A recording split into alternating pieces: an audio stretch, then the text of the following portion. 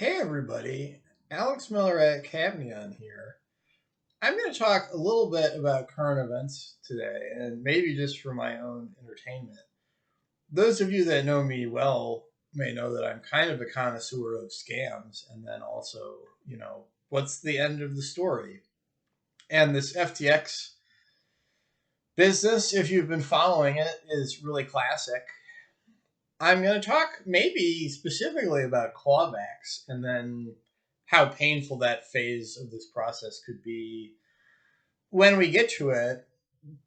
I'll cover the story of FTX a little bit and I'll be forced to talk about crypto, but I think it's very interesting here. This really has very little to do with crypto. It's just such a classic scam. If I've been informed correctly, obviously he's innocent until proven guilty. So story is really simple, and this is why I say it maybe doesn't have all that much to do with crypto, other than crypto is just the unit of account.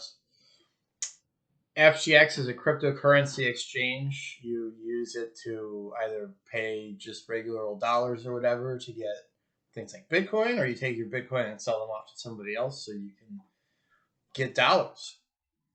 Pretty classic thing to go wrong. Everybody supposedly, they're going on the FTX website like, oh, I have a Bitcoin on FTX. Isn't that great? That's worth so much money. And they were maybe just seeing some ledger that FTX's computer systems maintained when the Bitcoin had actually been given to this sister hedge fund, Alameda, who was using it to speculate, to trade, to try to make money betting on changes in price.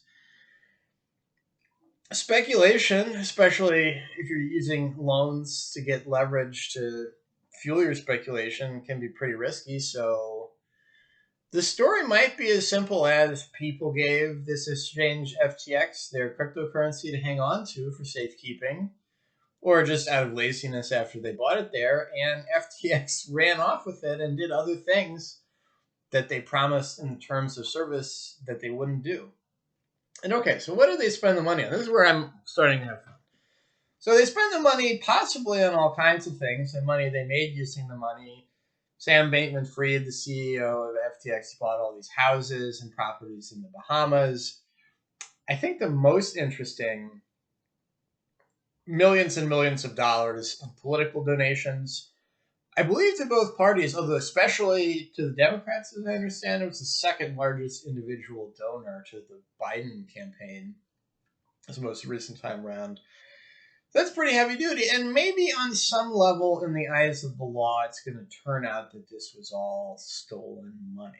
And then there's a lot of people out there whose money was stolen and would like to get some of that money back. So clawbacks are this entirely just but incredibly miserable process where I came out ahead somehow because of a scammer who stole some money. And if I've still got that money lying around, law enforcement might come by and say, hey, that money you've got lying around, that really isn't your money. The person that gave it to you stole it, and we're going to take it back.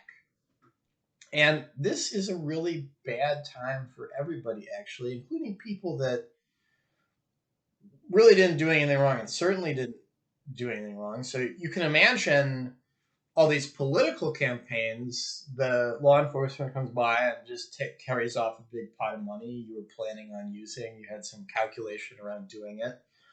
I think a really classic miserable one is that, Bernie Madoff, the name is coming up. He gave a lot of money to charity, money that he had essentially stolen. I believe he was a major donor to the Birthright program, which I am not an expert, but, it's like you're Jewish, you get a nice trip to Israel to see the sites. This is funded by somebody else. It turned out in that moment it was actually funded by Bernie Madoff, and law enforcement came by and took back all that money that had been given to give it back to the victims, and then that screwed up Birthright Israel for a few years. And there's a whole kind of second-order contagion scenario attached to this. I don't know if it'll really happen. Right now, we're going through this process of, there are different other entities that they may be owed money to. There's that form of contagion. It could come by later that all these different companies that he invested in, political donations he made, charitable contributions. At some point, law enforcement may try to settle the ledger, try to snatch some of that money and give it back to the victims. And that's going to be a really interesting, strange, and painful process because it was a lot of money and it's in a lot of other people's hands right now that had made a lot of other plans for what they wanted to do with it.